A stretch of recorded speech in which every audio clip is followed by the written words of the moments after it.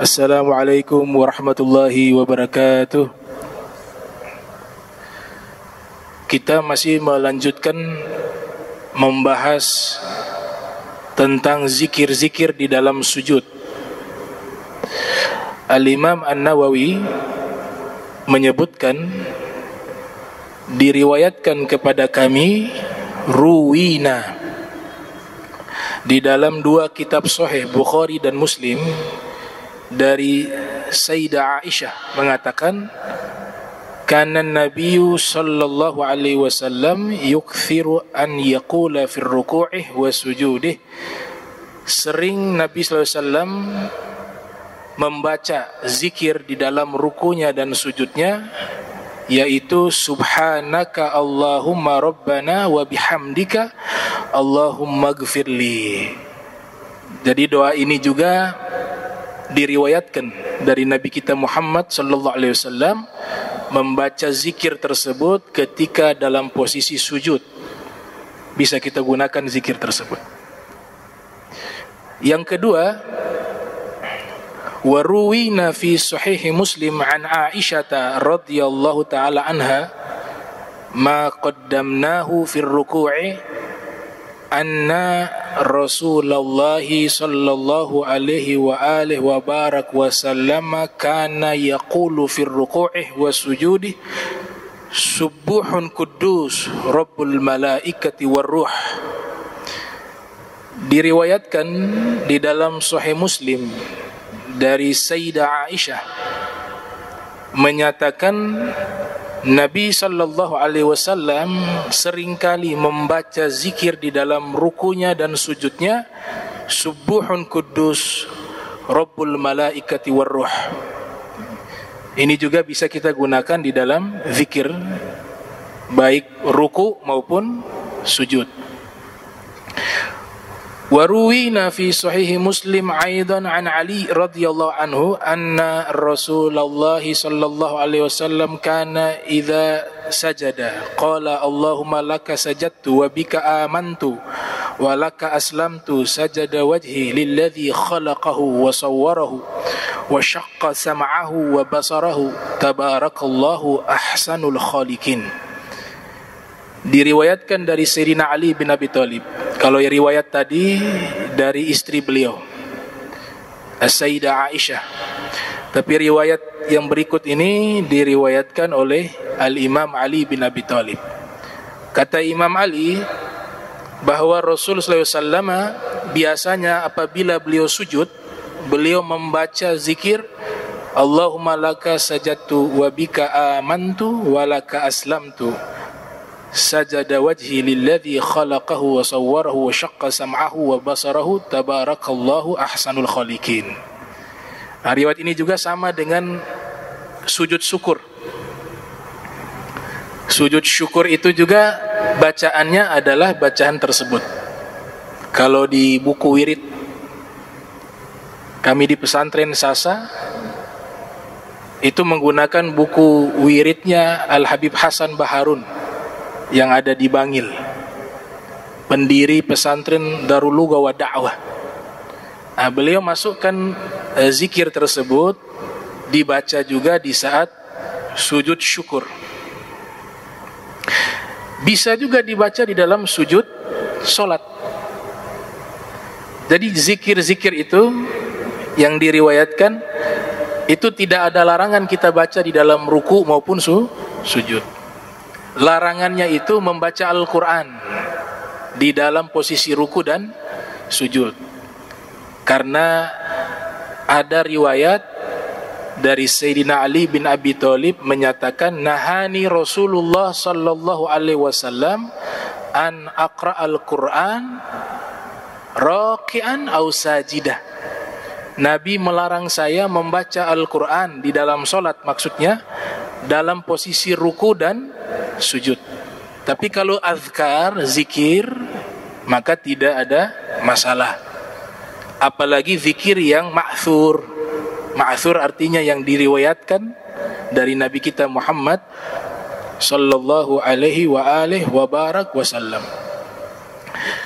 Kemudian riwayat berikutnya waruwina fil hadithi sahihi fi kutubi sunan an Auf bin Malik ma qaddamnahu fi fasli ruku'i anna Rasulullah sallallahu alaihi wa alihi wa barak wa sallam raka'a ruku'ah at-tawilah yaqulu fihi subhana dzil jabarut wal malakut wal kibriyai wal azamah.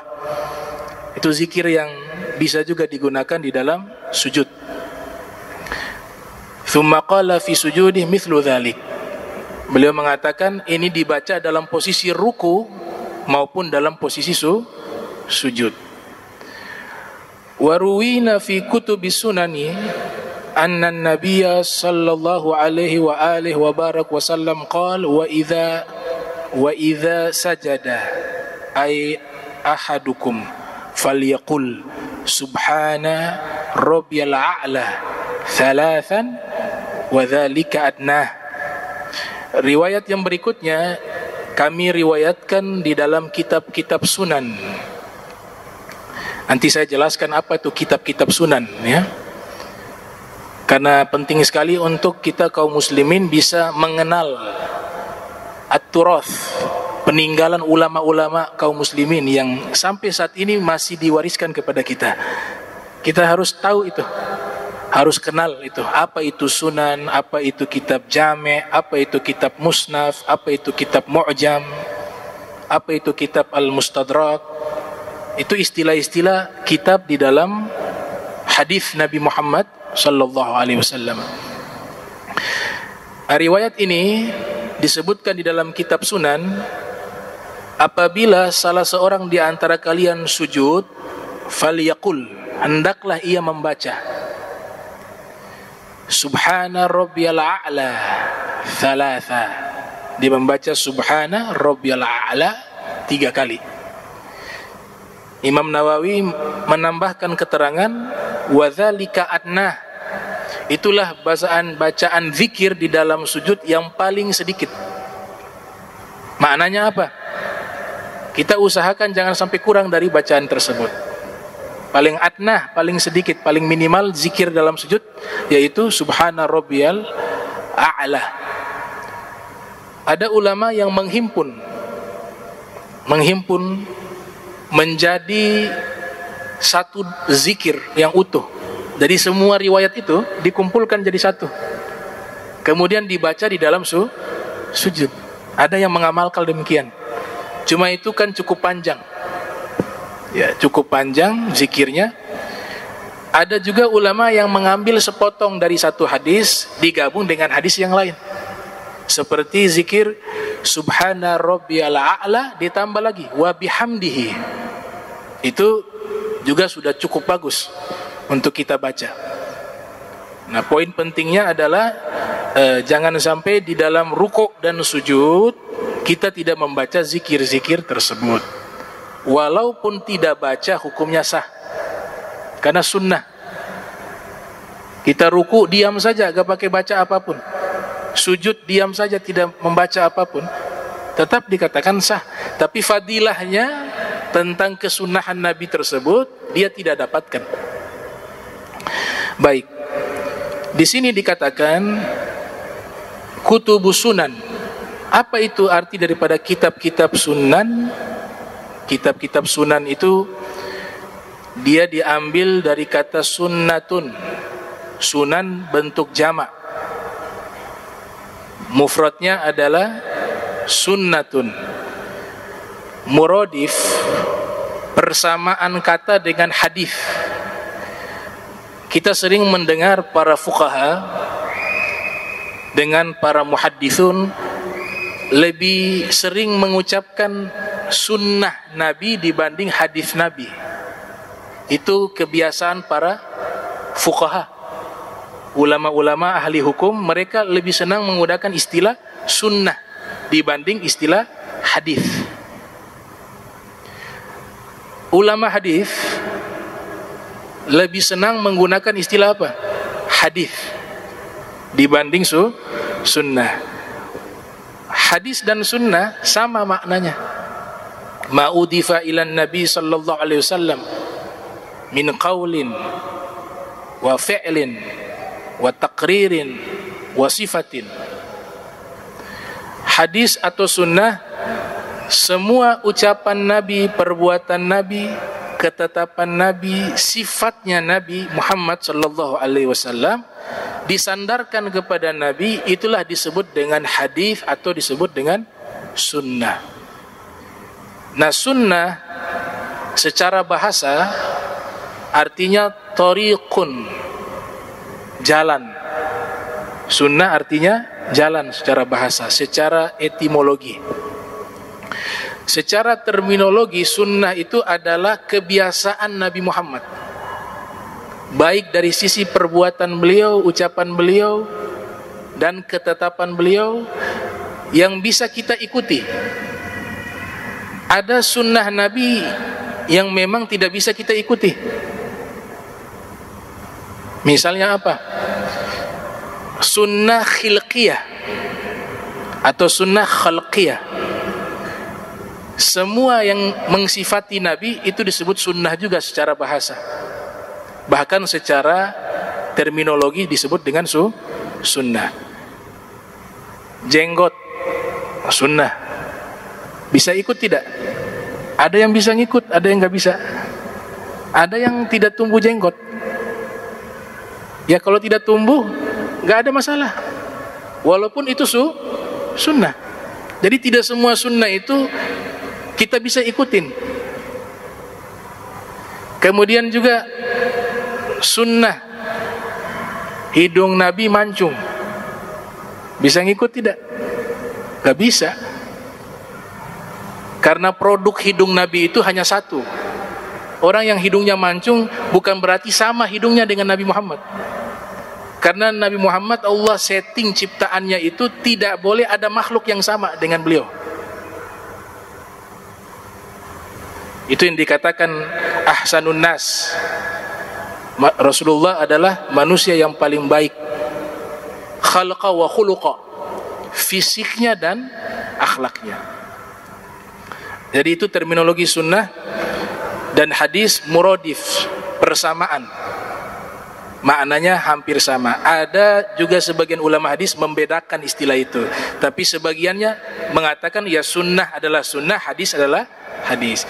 Namun istilah ini bukan yang dimaksud kita lakukan dapat pahala, tinggalkan tidak mendapat dosa. Itu masalah ahkam, masalah hukum, bukan masalah istilah yang dimaksudkan di dalam pembahasan hadis. Adapun kutubus sunan, nah kitab-kitab sunan terminologinya adalah kitabul hadis al-murattabu ala abwabil fiqh. Dia adalah kitab hadis yang disusun secara sistematis berdasarkan bab-bab fikih. Itu yang disebut kitab sunan. Kitab hadis al-murattab yang disusun ala abwabil fiqh dengan sistematis berdasarkan bab-bab fikih. Makna fikih adalah al-ahkam asy-syar'iyyah, bab-bab hukum syariat. Itulah yang disebut dengan istilah sunan. Kitab sunan. Ada 3 syarat. 3 syarat ini jika terpenuhi, maka disebutlah kitab tersebut kitab sunan. Tapi kalau kurang 1 saja, tidak disebut kitab sunan. Seorang ulama bernama As-Sayyid Muhammad bin Ja'far Al-Kattani Al-Hasani Al-Idrisi. Beliau menulis satu kitab berjudul Ar-Risalatu Al-Mustatrafah li bayani masyhuril kutubi sunnah al-musyarrafah. Beliau sebutkan di dalam karya beliau, kitab tersebut, yang disebut kitab sunan itu dia harus memenuhi 3 syarat. Yang pertama, al-hadithul marfu'. Kitab tersebut memuat hadis-hadis marfu', bukan hadis mauquf, bukan hadis maqtu', bukan hadis mursal. Apa makna hadis marfu? Hadis marfu adalah ma udifa ilan nabi marfu'u. Semua riwayat sabdanya Nabi, perbuatannya Nabi, bukan riwayat hanya terbatas kepada sahabat saja. Jadi murni semuanya dari Nabi Muhammad. Karena banyak kitab hadis juga menghimpun riwayat-riwayat hadis yang tidak marfu kepada Nabi. Marfu itu artinya sanadnya sampai kepada Nabi Muhammad SAW. Kalau tidak sampai hanya sebatas kepada sahabat, namanya hadis mauquf. Jadi kitab sunan isinya hadis marfu, itu yang pertama. Kenapa harus hadis dari Nabi secara langsung?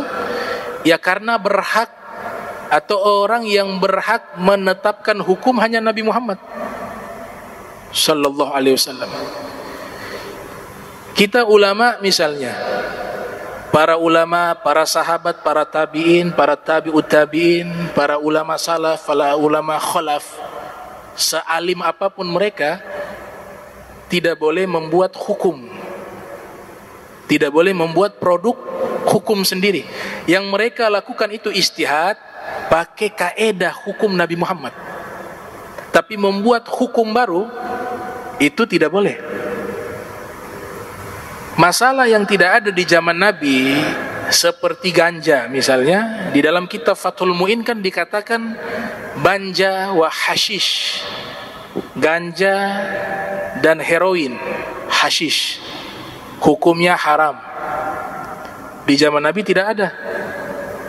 Bahkan dikatakan dalam kitab Tanwirul Qulub, biji pala kalau kebanyakan jadi mabuk. Sebagian ulama mengharamkan tuh, tapi sebagian menolak, tidak, itu halal. Sebagian mengatakan haram kalau kebanyakan dan memabukkan, karena haramnya itu bukan karena bendanya, tapi karena mabuknya. Ilatnya ikut kepada apa? Khomar. Kullu muskirin khamrun. Dikatakan setiap yang memabukkan khamar. Kullu khamrin muskirun. Setiap khamar pasti memabukkan. Wa kullu muskirin haram. Dan setiap yang memabukkan hukumnya haram. Ganja tidak ada di zaman Nabi. Heroin tidak ada di zaman Nabi. Tapi ulama berfatwa haram. Itu ulama bukan membuat hukum baru, tidak, tapi menggunakan kaedah hukum yang sudah diajarkan oleh Nabi Muhammad, namanya kias, analogi hukum. Karena ganja tidak ada di zaman Nabi, maka mereka mengambil ilatnya. Ilatnya sama, ganja merusak pikiran, mengganggu pikiran, maka sama dengan khamar. Dia mengganggu pikiran, merusak pikiran, maka hukumnya sama. Itu bukan ulama membuat hukum baru, bukan. Tapi itu menggunakan rumusan hukum yang telah dibuat oleh Nabi Muhammad sallallahu alaihi wasallam. Nah, kalau Nabi Muhammad berbeda. Memang kalau beliau tetapkan hukum, jadi hukum. Misalnya, ada salah satu diceritakan oleh Ibnu Hajar Asqalani dalam kitab Fathul Bari, salah satu sahabat namanya Salim Maula Abi Huzaifah. Itu Salim Maula Abi Huzaifah sudah dewasa, tinggal di rumah tuannya namanya Huzaifah, bersama istrinya Huzaifah namanya Fatimah. Huzaifah sering dagang ke luar negeri. Salim laki-laki yang soleh, Fatimah wanita yang soleha, tidak nyaman satu rumah, bukan mahram. Dilaporlah kepada Nabi Muhammad SAW, ya Rasulullah, ini Salim satu rumah dengan saya, kata Fatimah. Saya tidak nyaman karena dia, walaupun kami sudah asuh dia, sudah anggap seperti anak sendiri, tapi statusnya tetap bukan mahram. Bagaimana caranya agar dia menjadi mahramku? Apa kata Nabi? Pada waktu itu Fatimah baru melahirkan, punya anak, punya baby, punya bayi, ada ASI. Kata Nabi, kau tuangkan, kau peras asimu di satu wadah, kemudian kau berikan kepada Salim dan perintahkan dia minum, maka dia menjadi mahrammu. Itu kaedah gak berlaku bagi kita. Nah, orang sudah dewasa, bagaimana dengan ASI jadi mahram? Gak ada dalam fikih. Fikih sepakat bisa menjadi saudara susuan atau bisa menjadi ibu susuan kalau yang minum 2 tahun ke bawah. Tapi Salim waktu itu sudah balik, sudah dewasa. Kok bisa jadi mahram? Ibnu Hajar Al-Asqalani yang lahir tahun 773 Hijriah dalam kitab Fathil Bari, kemudian Asy-Syaikh Abdul Wahab Sya'rani yang lahir tahun 898 Hijriah, wafat 973 Hijriah, dalam kitabnya Al-Mizanul Kubra mengatakan, inilah keistimewaan Nabi Muhammad, beliau punya hak menentukan hukum sendiri.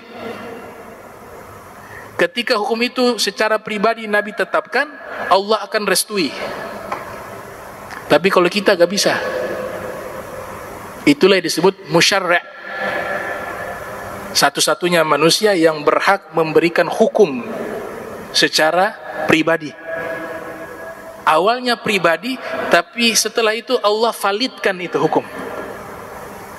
Nah, hukum ini kata Ibnu Hajar Asqalani tidak berlaku kepada semua manusia, terutama umat Islam, tapi hukum ini hanya berlaku kepada Nabi Muhammad sallallahu alaihi wasallam.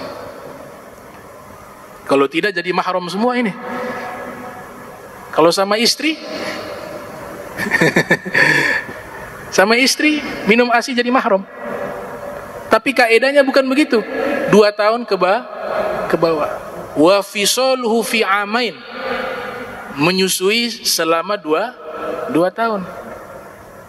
Itu contoh bagaimana sunnah Nabi Muhammad SAW. Rasulullah berhak menetapkan hukum sendiri. Nah, kitab sunan yang terkenal itu 4. Kalau berdasarkan sahihnya itu, yang pertama Sunan An-Nasa'i, yang kedua kitab Sunan Abi Daud, yang ketiga kitab Sunan At-Tirmidzi, yang keempat kitab Sunan Ibn Majah. Ini berdasarkan kevalidannya, kesohihannya. Urutannya seperti itu. Kitab Sunan yang paling sahih Sunan An-Nasa'i, kedua Abi Daud, ketiga At-Tirmidzi, keempat. Tapi kalau populer ulama biasa sebutkan, yang pertama kitab Sunan Abi Daud, ditulis oleh Sulaiman bin As'as As-Sijistani, lahir tahun 202 Hijriah, wafat 275 Hijriah.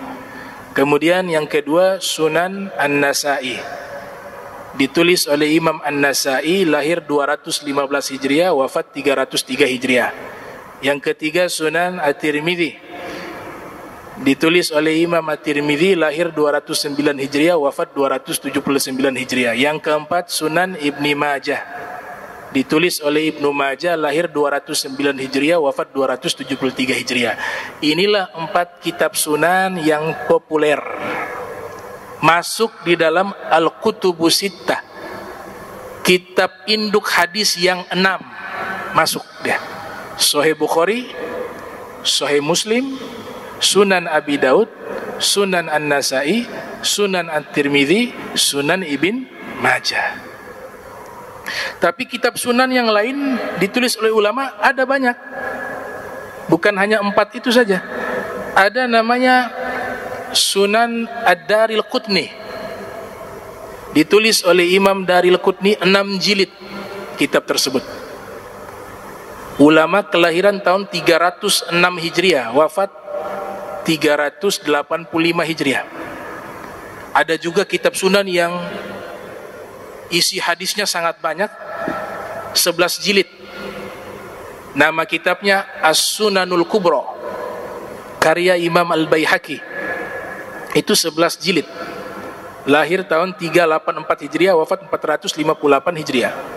Ada juga kitab sunan, kadang disebut sunan, kadang disebut musnad. Jadi ada ulama mengistilahkan musnad Ad-Darimi. Sebagian ulama menyebut dengan Sunan Ad-Darimi. Ditulis oleh Imam Ad-Darimi, lahir tahun 181 Hijriah, wafat 255 Hijriah. Disebut dengan Sunan Ad-Darimi. Ini beberapa kitab sunan. Nah, kemudian memahami, karena kitab Sunan ini berkaitan dengan masalah hadis-hadis yang membahas tentang hukum. Tadi syarat pertama harus hadis-hadis marfu. Syarat disebut kitab Sunan yang pertama harus hadis-hadis marfu. Yang kedua, kata As-Sayyid Muhammad bin Ja'far Al-Kattani, yaitu hadis-hadisnya tata'allaku bil ahkam asy-syar'iyyah, berkaitan dengan masalah hukum syariat. Yang ketiga, uslubnya, sistematika penulisan kitab hadis tersebut mengikuti cara menulis kitab-kitab hukum syariat, kitab-kitab fikih. 3 syarat ini terpenuhi baru disebut dengan kitab Sunan. Kalau kurang salah satu tidak dianggap sebagai kitab Sunan. Nah, ulama-ulama terdahulu walaupun sudah memiliki referensi kitab Sunan yang isinya tentang hadis-hadis hukum Nabi atau hukum-hukum agama lewat penjelasan hadis Nabi Muhammad SAW, itu mereka biasanya memahami bukan hanya sekedar isi hadis atau teks hadis. Kita kenal dengan sebutan fahmun nasyun, memahami secara tekstual. Itu tidak cukup. Ulama-ulama yang mengistinbat hukum, mereka menggunakan 2 pendekatan, fahmun nasyun dan fahmun maudu'iyun. Memahami hadis Nabi dengan teksnya dan juga memahami hadis Nabi dengan konteks. 2 itu dipadukan tuh. Oleh sebab itu Sayyid Muhammad bin Alwi Al-Maliki menulis kitab berjudul Manhajus Salaf fi Fahmin Nusus, metodologi para ulama salaf di dalam memahami nas. Jadi mereka tidak hanya memahami dapat satu hadis kemudian berani mengeluarkan hukum, enggak seperti itu. Tidak sesederhana itu. Tapi mereka kumpulkan begitu banyak hadis, kemudian dikomparasikan dengan firman Al-Quran. Setelah itu mereka buat kesimpulan hukum. Mereka tahu ini maknanya apa, dia khusus apa umum, dia terikat atau tidak terikat, dia nasikh atau sudah dimansuh, nasikh dan mansuh. Tahu juga asbabul wurudnya, kronologis daripada firman dan sabda Nabi. Sebelum disampaikan itu ada peristiwa, itu harus dipahami semuanya baru bisa merumuskan hukum. Oleh sebab itu Al-Imam As-Suyuti, beliau menulis satu kitab berjudul Al-Luma' fi Asbabil Wurud. Al-Luma' fi Asbabil Wurud ini kitab tentang asbabul wurud. Kalau di Al-Quran disebut asbabun nuzul, kalau di hadis disebut dengan asbabul wurud. Tapi kitab ini tidak boleh jadi rujukan. Kenapa? Terlalu sedikit hadis yang dibahas, hanya 98 hadis. Hadis Nabi itu jutaan. Imam Suyuti menulis itu belum selesai sudah meninggal dunia. Beliau lahir 849 Hijriah, wafat 911 Hijriah. Hanya sempat menulis Asbabul Wurud 98 hadis. Sedikit. Belum bisa jadi rujukan. Muncul ulama setelahnya bernama As-Sayyid Ibnu Hamzah. As-Sayyid Ibnu Hamzah Al-Husaini. Beliau menulis kitab beliau Al-Bayan wa Ta'rif fi Asbabi Wurudil Hadits Syarif. Ada 3 jilid. Ini lumayan lengkap. 1000 hadis dan asbabul wurud dijelaskan. Lumayan. Dan tidak semua ayat Al-Quran ada asbabun nuzulnya. Sama halnya hadis Nabi, tidak semua hadis Nabi ada asbabul wurudnya. Jadi tidak sederhana untuk memahami hadis-hadis Nabi Muhammad sallallahu alaihi wasallam. Saya istilahkan dibutuhkan perangkat ilmu-ilmu yang lain untuk bisa memahami hadis Nabi. Al-Imam Al-Hazimi dalam kitab Al-Ujalah yang lahir tahun 548 Hijriah, wafat 584 Hijriah. Beliau mengatakan ilmul hadis yashtamilu ala anwa'in katsirah tablughu mi'ah. Kullu naw'in minha ilmun mustaqillun. Law anfaqa talibu fihi umrahu lama adraka nihayatah. Ilmu hadis itu banyak cabang-cabang ilmunya, sampai 100 cabang ilmu. Ilmu hadis ada 100 cabang ilmu. Di setiap jenis satu ilmu ada ilmu tersendiri.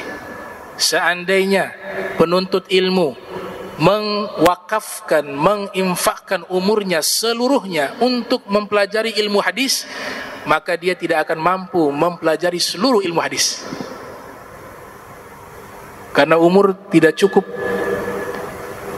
Sahabat bernama Salman Al-Farisi mengatakan, al-ilmu kathir wal umru qasir, fakhuz minal ilmi ma tahtaju ilaihi fi amri dinik. Diriwayatkan oleh Ibnu Zawzi Al-Baghdadi dalam kitab Sifatus Safwa. Sahabat mulia bernama Salman Al-Farisi mengatakan, ilmu itu banyak, umur itu singkat, maka ambillah ilmu yang paling kalian butuh. Dan ilmu yang paling dibutuhkan adalah ilmu yang berkaitan dengan agama kalian. Itu wasiat dari Salman Al-Farisi. Jadi ada 100 ilmu. Ada namanya ilmu nasikh wa mansukh fil hadis, ditulis oleh Imam Al-Hazimi dalam kitabnya. Ada namanya ilmu asbabil wurud. Ada namanya ilmu ilal, pakarnya Yahya bin Ma'in. Ada namanya ilmu mukhtalafil hadis. Nah, ilmu mukhtalafil hadis ini yang mempopulerkan itu Imam Syafi'i. Membahas tentang hadis-hadis yang seakan-akan terjadi kontradiktif. Dijelaskan di situ, tidak mungkin hadis Nabi berlawanan satu hadis dengan hadis yang lain. Dijelaskan dalam satu bidang ilmu hadis namanya ilmu mukhtalafil hadis. Orang pertama yang membahas ilmu tersebut Al-Imam Syafi'i rahimahullah di dalam kitab Ar-Risalah, yang lahir tahun 150 Hijriah, wafat 204 Hijriah. Ini kitab Ar-Risalah adalah kitab usul fikih yang Imam Syafi'i menggabungkan dengan ilmu hadis. Digabung usul fikih dengan ilmu hadis. Dan ilmu usul fikih juga adalah ilmu yang pertama kali dibukukan menjadi kitab. Orang pertama yang membukukan itu adalah imam kita Al-Imam Syafi'i rahimahullah. Dikatakan di dalam Nazam, ilmal usul lil wara wa ashhara ala lisani Syafi'i wa hawana fahuwa alladhi lahu ibtidaan dawana. Orang pertama yang menyusun dan membukukan ilmu usul fikih, dia adalah Al-Imam Asy-Syafi'i rahimahullah. Tapi di dalam kitab Ar-Risalah itu usul fikih, di situ ada pembahasan-pembahasan hadis. Karena para fuqaha, para mujtahid di dalam ilmu fikih, tidak mungkin mereka lepas dari ilmu hadis. Karena sumber utama hukum Islam itu dua, Al-Quran dan Al-Hadis.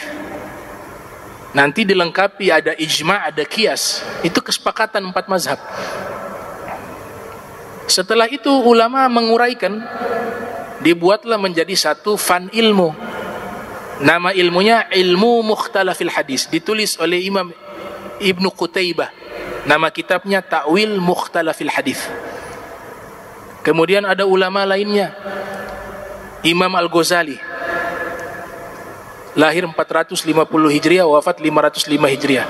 Beliau orang pertama yang menyatukan ilmu usul fikih dengan ilmu mantik. Orang pertama yang menyatukan ilmu tersebut adalah Al-Imam Abu Hamid Al-Ghazali. Nama kitabnya Al-Mustashfa. Ada 2 jilid. Jadi ulama hadis punya perhatian terhadap hukum syariat, sama halnya dengan ulama-ulama ahli hukum syariat. Fuqaha dan muhaddithun itu mereka sama perhatiannya di dalam masalah hukum syariat. Terutama ulama-ulama hadis yang menyusun kitab-kitab sunan. Ada ulama bernama Ibnu Salah, lahir 577 Hijriah, wafat 643 Hijriah. Beliau punya kitab namanya Muqaddimah Ibnu Salah. Itu dikatakan oleh para ulama, orang yang belum baca kitab Muqaddimah Ibnu Salah berarti dia belum belajar ilmu hadis. Jadi kitab wajib untuk dibaca oleh orang-orang yang ingin memperdalam ilmu hadis Nabi Muhammad sallallahu alaihi wasallam. Sehingga dikatakan laulam yakun li ibni Shalah muallifan siwal muqaddimah lakafathu syarafan wa fakhra. Seandainya Ibnu Shalah tidak memiliki karya ilmiah kecuali hanya kitab muqaddimah, cukup bagi beliau suatu kemuliaan dan keagungan. Ada tulisan yang beliau tulis, kitab berjudul Adabul Mufti wal Mustafti, nama kitabnya. Adabul Mufti wal Mustafti. Di dalam kitab tersebut beliau mengatakan bagi para mufti, mufti ini orang yang berhak memberikan fatwa, disebut dengan mufti. Beliau katakan di dalam kitab tersebut, bagi orang yang diizinkan mengeluarkan fatwa, dia harus menguasai kitab-kitab hadis Nabi, terlebih kitab sunan. Terlebih kitab sunan. Karena kitab sunan membahas hukum dari perspektif hadis Nabi Muhammad sallallahu alaihi wasallam. Maka sebab itulah beliau pernah mengadakan, Ibnu Shalah pernah mengadakan satu majlis khusus. Beliau hanya meriwayatkan 16 hadis. Tapi 16 hadis ini kata ulama, Ibnu Rajab Al-Hambali yang meriwayatkan riwayat ini, yang lahir tahun 736 Hijriah, wafat 795 Hijriah, beliau mengatakan Ibnu Shalah hanya meriwayatkan 16 hadis Nabi di satu majlis khusus. Dan 16 hadis Nabi itu kata ulama, inna madaraddin 'alaiha. Semua ajaran agama Islam kembali ke 16 hadis tersebut. 16. Semua ajaran agama Islam, aqidatan wa syari'atan wa tazkiyatan. Akidah, syariat dan tazkiyah. Dia kembali ke 16 hadis. Disebut oleh ulama al-ahaditsu al-kulliyah, hadis komprehensif. Cerdasnya Imam Nawawi yang menyusun kitab Al-Adhkar An-Nawawiyah, Al-Imam Nawawi yang lahir 631 Hijriah, wafat 676 Hijriah, beliau melengkapi 16 hadis tersebut jadi 42 hadis. Itulah yang terkenal dengan Al-Arba'in An-Nawawiyah. Itu hadis, 42 hadis yang disusun oleh Imam Nawawi, Al-Arba'in An-Nawawiyah itu sudah mencakup seluruh ajaran Islam. Kita mau bahas akidah, ada hadisnya di situ tentang akidah. Kita mau bahas tentang syariat, di situ ada hadis tentang syariat. Kita mau membahas tentang tazkiyah, tentang tasawuf, di situ ada hadis yang membahas tentang tasawuf. Itu disempurnakan oleh Al-Imam An-Nawawi, itu bernama kitabnya Al-Arba'in An-Nawawiyah. Nah, kita minimal umat Islam hafal nih paling sedikit 40 hadis. Kita gak perlu hafal terlalu banyak, tidak mampu seperti imam terdahulu, ada yang 500.000 hadis, ada yang 300.000 hadis, ada yang 1 juta hadis mereka hafal. Untuk zaman sekarang sulit. Tapi Nabi buat pintu. Kalian di hari kiamat bisa satu golongan dengan mereka. Dengan ulama, dengan fuqaha, dengan ahli hadis, hanya dengan menghafal 40 hadis Nabi Muhammad sallallahu alaihi wasallam. Sebab itulah ulama membuat kitab-kitab namanya Arba'in. Kitab kumpulan 40 hadis. Ya karena memang ada riwayat, walaupun lemah menurut ulama hadis, tapi dia dikuatkan karena banyaknya riwayat tentang fadilah menghafal 40 hadis Nabi. Sehingga ulama membuat kitab-kitab 40 hadis. Man hafidha 40 hadisan min amri dinihi ba'athallahu subhanahu wa ta'ala yaumal qiyamati fi zumratil fuqaha wal ulama. Atau kama qala Nabi sallallahu alaihi wasallam. Siapa yang menghafal 40 hadis tentang urusan perkara agama, maka nanti di hari kiamat Allah bangkitkan dia bersama golongan para fuqaha, para ulama yang nanti mereka diizinkan memberikan syafaat di yaumil qiyamah. Bahkan ada riwayat mengatakan kita ini harus punya niat hafal Al-Quran, niat dan ada usaha. Hadis juga demikian, punya niat pengen hafal hadis Nabi. Sudah punya niat pengen hafal Al-Quran 30 juz, juga ingin menghafal hadis 42, di tengah jalan dalam niat seperti ini dan ada usaha, tahu-tahu meninggal dunia. Itu disebutkan dalam riwayat, Allah akan kirim malaikat jadi guru, masuk ke dalam kuburnya, itu malaikat ajarkan dia ilmu Al-Quran, ilmu hadis, sampai nanti dia hafal dalam kuburan tuh Al-Quran dan hadis Nabi, bangkit menjadi ulama. Bangkit menjadi ulama. Jadi kalau gak bisa jadi ulama di dunia, kita masih punya harapan jadi ulama dan ahli hadis di akhirat. Cuma itu riwayat menyatakan 40 hadis. Jadi adabul mufti wal mustafti, adabnya mufti dan mustafti, orang yang meminta fatwa, apalagi mereka yang disebut dengan para imam fikih, itu mereka pasti menguasai namanya kitab sunan. Mulai dari Sunan Abi Daud, Sunan An-Nasai, Sunan Tirmidzi, Sunan Ibn Majah, dengan tambahan-tambahan kitab sunan lainnya, Sunan Ad-Darimi, ada juga Sunan Al-Kubra Al-Baihaqi, ada juga Sunan Ad-Darimi dan Daril Qutni. Itu harus dikuasai. Kita mungkin untuk usia sekarang kalau mau mulai itu memang repot. Bukan kita takut-takutin, tidak, tapi tahu diri lah. Kita tahu diri. Nabi doakan tuh orang yang tahu diri tuh. Rahimallahu mra'an arafa qadra nafsi, kata Nabi. Nabi doa, semoga Allah merahmati orang yang tahu kadar dirinya. Kita harus akui itu sulit. Jadi jangan meremehkan pendidikan agama Islam ya. Kadang-kadang dianggap sekolah umum tidak lulus tes, ya sudah kita buang aja pesantren. Itu pesantren bukan tempat pembuangan.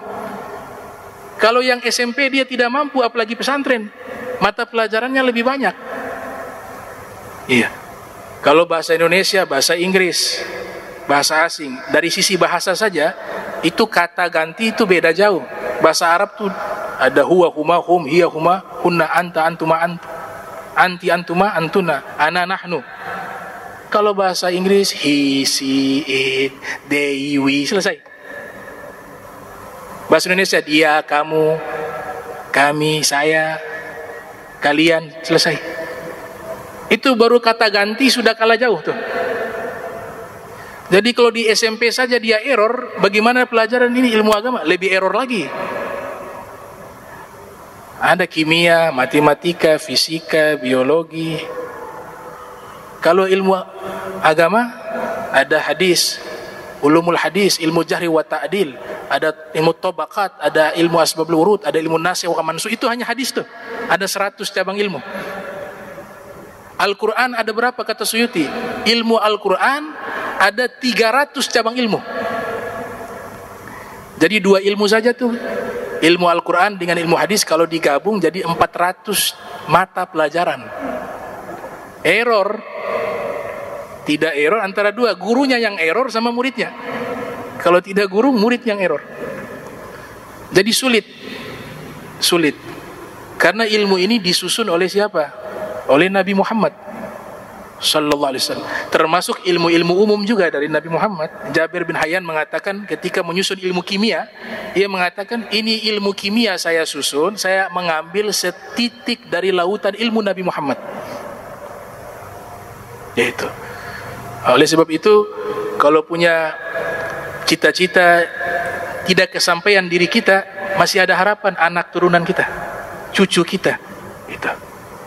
Kemudian kalau kita ingin menggapai derajat itu, kita hafal 40 hadis, kita niat menghafal Al-Quran 30 juz. Kalaupun tidak kesampaian, Allah kirim guru dalam kubur sampai kita hafiz Al-Quran dan menghafal hadis Nabi Muhammad SAW. Itu semua dari niat kita ya. Mudah-mudahan ini ceramah singkat bisa memberikan manfaat. Semoga semua yang hadir ini diberikan kesehatan, sehat walafiat, diluaskan rizkinya juga kepada guru-guru kita, Al-Ustadz Soleh, Al-Habib Hussein, dan semua Ami Alwi Albar. Semoga Allah berikan sehat walafiat, panjang umur, sehingga kita bisa istiqamah sama-sama di majlis yang ada di Al-Munawwar dan semoga kita dapat syafaat daripada para aulia, para solihin di yaumil qiyamah nanti. Amin ya rabbal alamin. Bismillahirrahmanirrahim. Alhamdulillahi rabbil alamin.